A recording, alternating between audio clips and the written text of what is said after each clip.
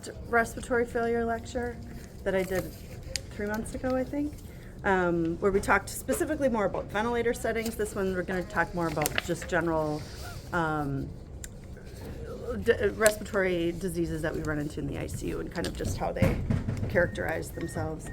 So there's two basic types of respiratory failures, hypoxemic or hypoxic respiratory failure and hypercapnic respiratory failure.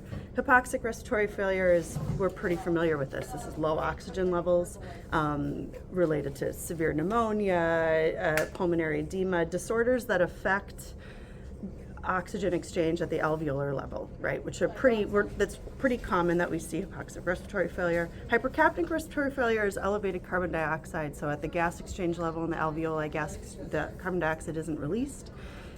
Basically in the exchange from the blood into the alveoli in order to be exhaled. And hypercapnic respiratory failure is a lot more convoluted, so we'll talk a little bit more about that.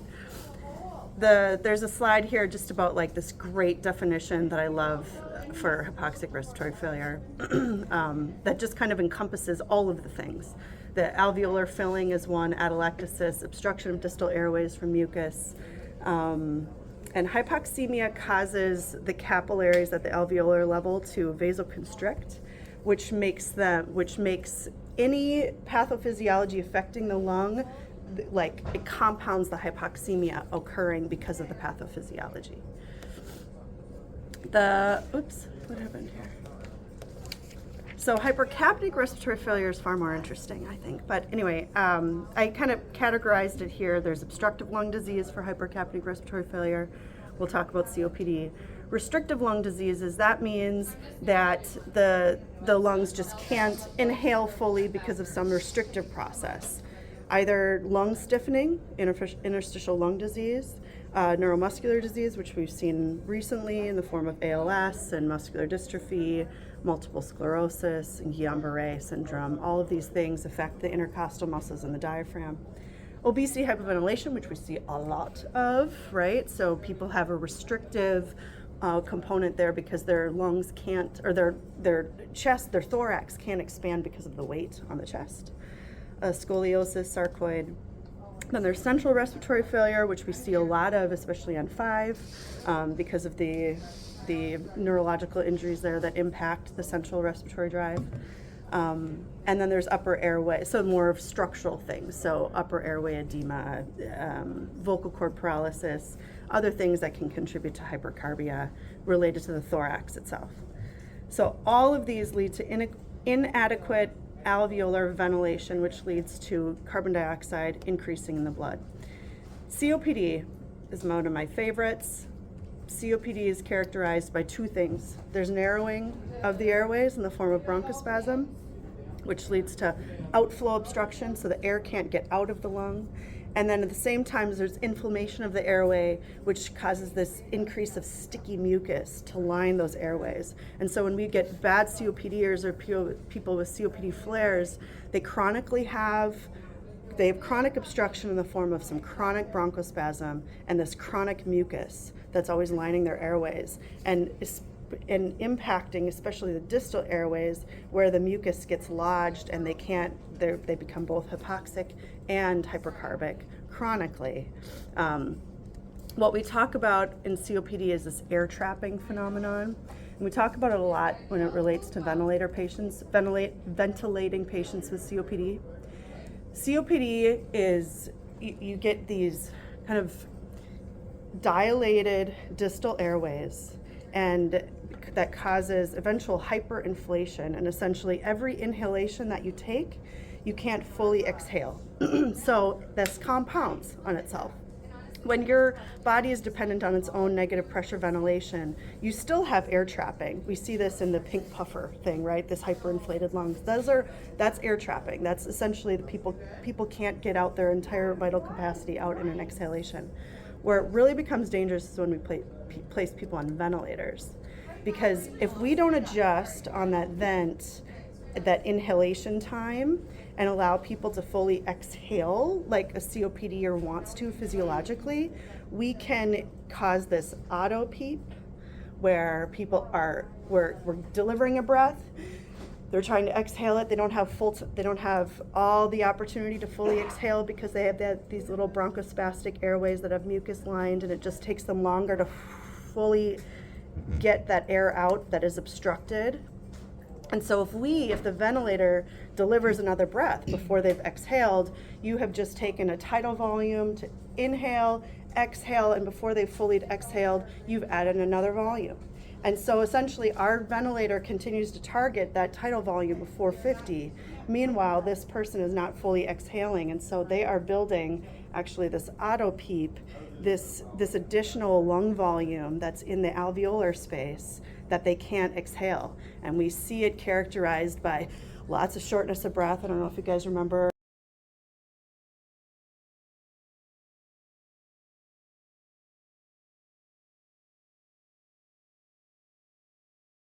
Auto PEEPs like crazy, and that's part of her issue. We treat auto PEEPing, well, auto PEEP is more complicated than what we'll get into here, but it's just one of those things that we have to be very cognizant of when we're placing people on ventilators that have COPD, not to try to overventilate them. Treatment for COPD, aside from ventilation and BiPAP, if it gets to that, bronchodilators, steroids, mucolytics, and anxiolytics treat the anxiety. So then there's mixed respiratory failure, which is both hypoxemia and hypercapnia together. This is super common. We see this all the time. And for example, an acute exacerbation of COPD characterized by the secretions and bronchospasm in the setting of a pneumonia. So you've got a COPD process happening in the setting of a hypoxemic process like the pneumonia. This is super common that we see. An acute stroke with decompensated heart failure with pulmonary edema. This is both combined. And another common one is drug intoxication.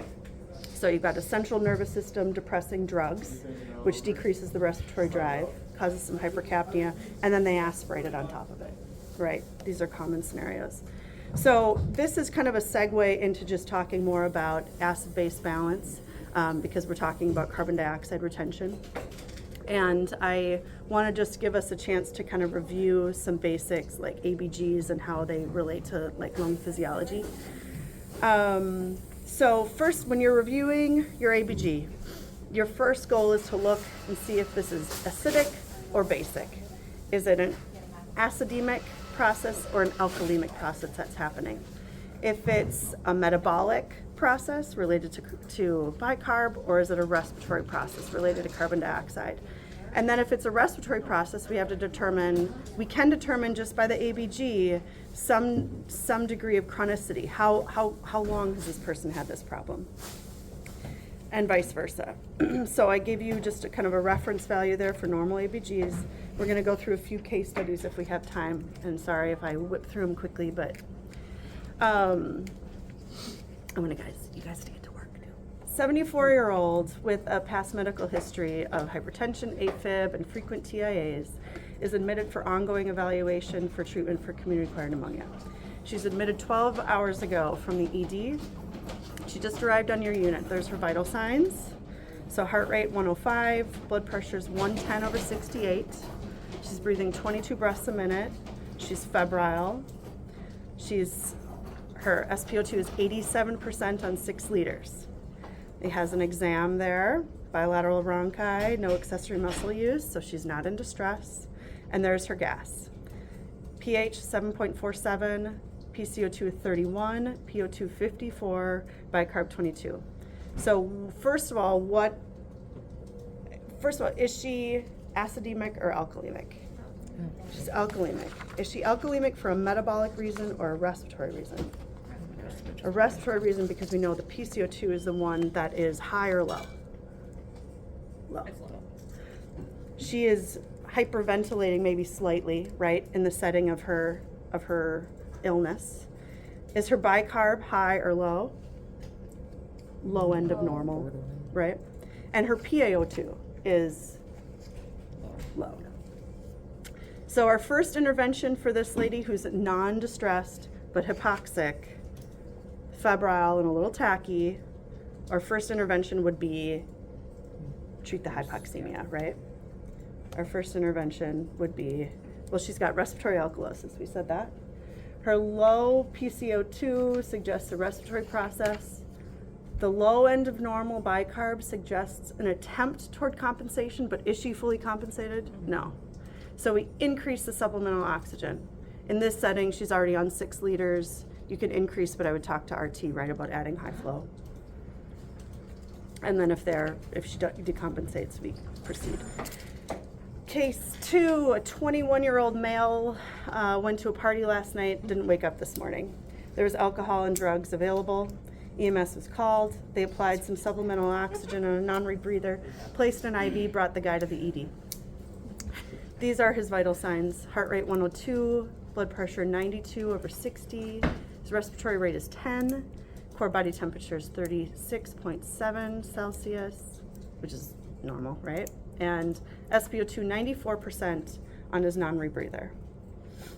His exam, he's somnolent, he moans and flutters eyes to sternal rub, clear breath sounds bilaterally, Chris S1, S2. Gives you a few extra labs there. Blood glucose is normal, sodium 141, potassium 4. Part of why I provide those two is if you wanted to do further calculation as far as if this is an anion gap versus non-anion gap metabolic acidosis process, that's more than what we're going to get into here, but you need those electrolytes in order to calculate that. So the ABG, 7.23, PCO2 60, PaO2 84, bicarb 26. Are they acidemic or alkalemic? Yes. Acidemic. Are they acidemic because of a respiratory process or a metabolic process? Respiratory. A respiratory process, because the PCO2 is elevated, indicating that they have a respiratory acidosis. Is it compensated or not? No. Non-compensated. Are they hypoxemic? No. And so they have a primary respiratory acidosis. The increase in their PaCO2 indicates a respiratory process. Is it acute or chronic? Acute. It's acute. The bicarb of 26 is on the high end of normal, indicating in our mind that this person has likely been hypoventilating for at least a few hours, right? This isn't something that just happened because their bicarb is on the high end of normal. So they're starting to compensate. Metabolic compensation takes a lot more time than respiratory compensation. Our lungs can respond much quicker than our kidneys can.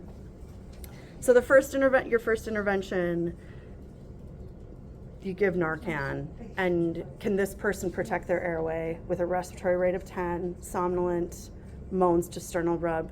Chances are, if there's no Narcan response, we're preparing for intubation, for airway protection, and for hypercapnic respiratory failure in the setting of a central process. And then case 3, a 60-year-old man with peripheral vascular disease, type 2 diabetes, hypertension, presents to the emergency room with 3 days of shortness of breath and abdominal pain as vital signs. Heart rate 92, blood pressure 112/48, respiratory rate 26, temperature 37.2, pulse ox 98% on 2 liters nasal cannula. He's awake. His breath sounds are clear, shallow and rapid. His abdomen is flat and soft, slightly tender to palpation. His skin is dry and flushed and warm. His ABG is pH of 7.55. PCO2 is 15. His PaO2 is 98, and his bicarb is 13. So what acid-base disorder is this? So first of all, is he alkalotic or acidemic? He's alkalotic with that 7.55. And is he alkalotic for a primary respiratory reason or metabolic reason? Or can we tell? It's really hard to tell. But he's an alkalotic process. He has a respiratory alkalotic process, right? Because the PCO2 is low. His bicarb is also low, but a bicarb being low would cause alkalosis or acidosis. Right, so he has a primary respiratory alkalosis with an underlying metabolic acidosis happening simultaneously. This is a super common condition that we see in sepsis and metabolic issues, and very commonly now DKA, right? So these people are awake, they're protecting their airway, they're trying to get rid of their acidemia. There we go. They're trying to, so their bicarb is kind of driving some degree of needing to compensate, but it's also leading to it's kind of also driving this tachypnea. So they have a difficult time compensating. If we went into more of the anion gap calculations here, we could talk more about why this metabolic acidosis is partially compensated and so forth. But the takeaway here, the most important piece, is just to kind of acknowledge this degree of kind of metabolic instability, but how the treatment of the treatment for the patient varies greatly depending on the exam, right? And we can't make a judgment call on how we treat somebody just simply based on their ABG, but understanding their ABG and kind of why their gas exchange is what it is really helps guide the care. So that's it for now, in the interest of time. And that's Bryce Canyon, and that's all. And I would love to